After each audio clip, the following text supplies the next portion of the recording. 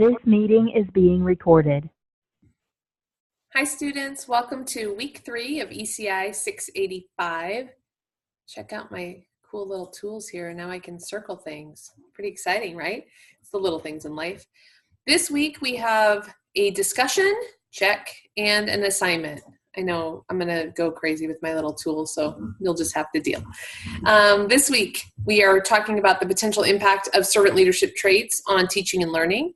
And we are creating a professional development plan, which should be actually pretty cool. It's a great opportunity to practice a skill, putting all of the components together.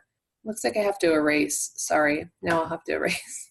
Okay, back to this.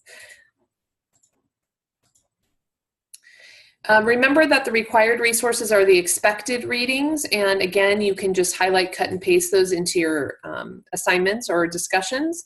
And recommended enhances the content and gives you a little bit more foundation. There's a lot of great resources actually in there.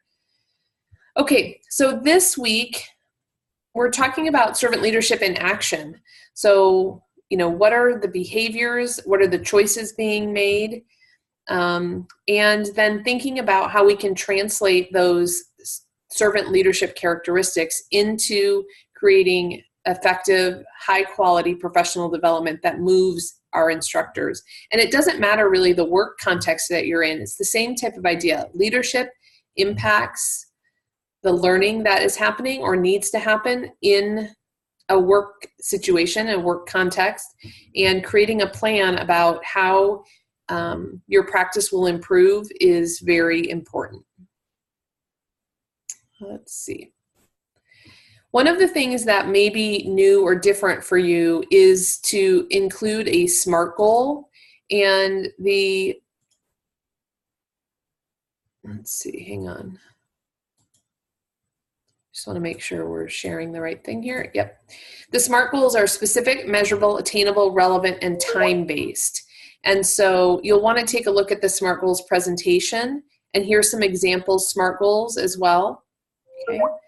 Additionally, you have one discussion, so servant leadership in action, and then this professional development plan where you are focused on goal setting. And there's a template that goes along with that. And in this case, you are going to be focused on completing sections A through D.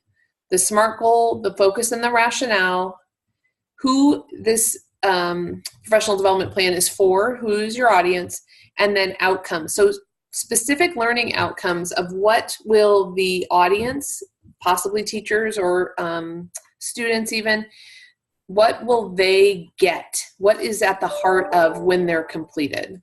Okay. We keep clicking through. Here's our specific discussion and what's included in the post, chapter 5, 6, and 7 from Lopez. So think about an idea or strategy that was new to you or that just resonated with you that you thought is important to include. How do you turn that talk into some kind of action? What would that look or sound like in your work context? The impact of that strategy and how it impacts you as well as those around you. And then thinking about this idea of transformational leadership and transparency. So you're going to do a little reflection about that. And then the next section is part 1 of your professional development plan. You'll want to use that template that is provided. And again, you're working on sections A through D. Okay, and so you're just going to follow that, follow the template. And note here in the source requirements that you want 2 scholarly sources as well as the Mooney and Mossbach text. So that's important.